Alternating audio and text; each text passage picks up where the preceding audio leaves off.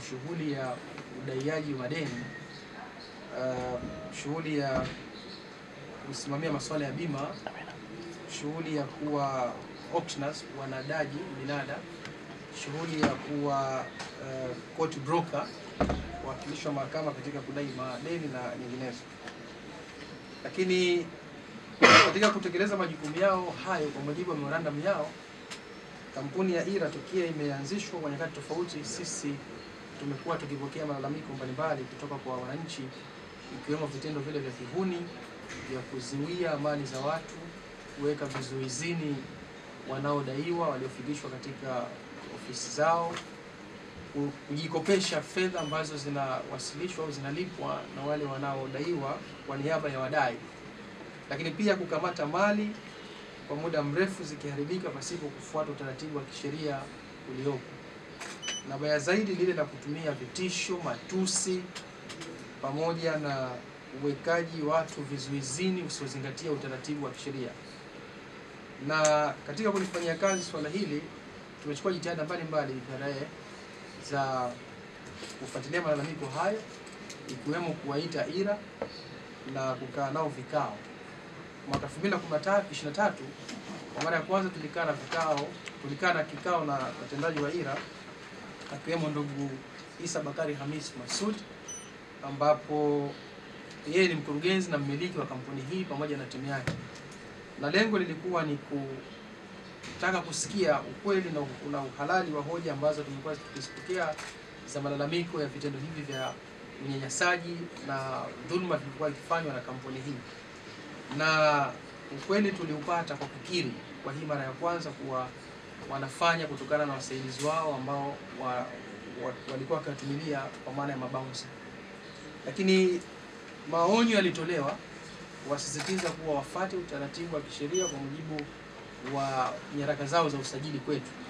Lakini hali hii ilionekana kuendelea pasipo na usita, na ilipofika mwaka 2024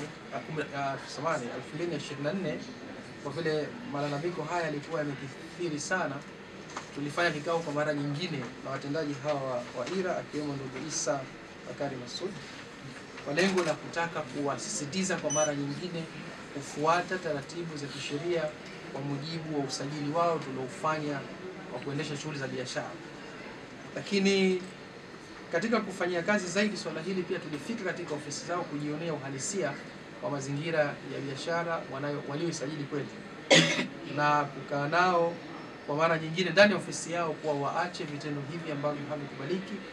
Lakini bado tatizo hilo limeendelea kufanyika, na tumeendelea kupokea malalamiko si tu kutoka kwa wananchi, lakini hadi kutoka kwa taasisi binafsi, NGO, na taasisi zingine za serikali, ikiwemo ile ya haki za binadamu Zanzibar, ambao na wao kwa nyakati tofauti wamekuwa wakipokea malalamiko kutoka kwa wananchi juu ya vitendo hivi vya IRA. Kama mtakumbuka vizuri, tulifanya mkutano wa waandishi wa habari hivi karibuni tuliotahadharisha wanajamii au wananchi kwa ujumla kuwa makini na namna ya kudili na kampuni hii ya IRA. Lakini inaonekana makatazo na maonyo ambayo tumeyatoa bado yameendelea kufanyika hadi hivi karibuni. Vitendo hivi vimeendelea kufanywa na kampuni hii ya IRA, ikiwemo kuzuia mali za watu, magari, simu, fedha ambazo zinalipwa na wale wanaodaiwa. Basi nazo pia zimeendelea, matendo haya yameendelea kufanyika hadi tunafanya kikao hiki. Lakini jitihada tumechukua pia za kuwataka sasa wasitishe moja kwa moja vitendo hivi, lakini bado yani mazingatio hayakufanyika. Na ndio maana hivi karibuni, wiki mbili zilizopita nyuma, tulitoa notice ya kuwataka kampuni hii ya IRA wajieleze kwa nini tusiwachukulia hatua ya kuifunga kampuni hii. Na walitoa majibu yao, na bahati nzuri tumezingatia hoja zao, lakini kama mrajisi wa makampuni sikuridhika na hoja walizozitoa. Kwa hiyo kwa kikao hiki naomba kutoa taarifa kwa umma, nikiomba na nyinyi waandishi wa habari mufikishe maelezo haya au taarifa hii kwa jamii kwa ujumla, kuwa kwa mamlaka nilionayo chini ya kifungu cha 8 kifungu kidogo cha kwanza paragraph F ya sheria ya BPRA ya mwaka 2013 nimeifuta kampuni hii ya IRA kuanzia leo, na kwa msingi huo imeondoka katika rejista la makampuni ya Zanzibar. Ni kampuni ambayo haipo tena na haitapaswa kufanya shughuli zozote za kibiashara walizosajili kwetu kuanzia leo. Kufuatia kufutwa kwa kampuni hii, nitoe taarifa kwa umma kwamba kufutwa kwa kampuni sio mwisho wa zile dhima ambazo kampuni hii iko nazo. Kwa maana kama ilikuwa ina mali za watu ilizozishikia, kama ilikuwa kuna fedha zilizolipwa na wanaodaiwa kwenda kwa wadai, basi yoyote ambaye alishughulika na IRA katika miamala hiyo wanayo haki ya kisheria kuwachukulia hatua sasa IRA, kampuni ya IRA, wale wakurugenzi wake, wamiliki wao na maafisa wengine wote wa kampuni. Na kwa mujibu wa rekodi nilizo nazo katika rejista letu, kampuni ya IRA ina wamiliki wawili, kwa maana ya Isa Bakari Masud pamoja na Rukia Haji Hamis, ambao hawa ni wamiliki na wakati huo ni wakurugenzi. Lakini pia ina afisa mmoja ambaye ni Saif Abdullah Hafiz akiwa ni company secretary.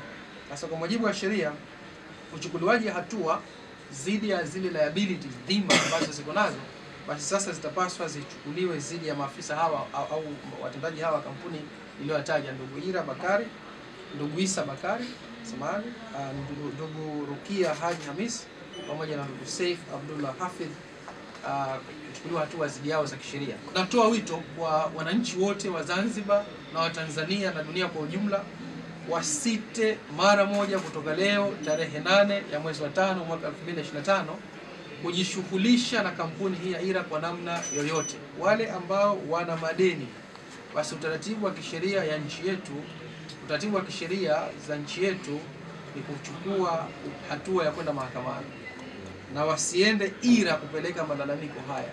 Natoa wito kwa wale wote ambao wataitwa IRA wasiitike wito huo, na wale wote ambao IRA watataka kukamata mali zao, basi natoa wito wasikubali kukamata mali zao, kwa sababu kampuni hii haipo rasmi tena kutokea leo. Zan TV TZ Online.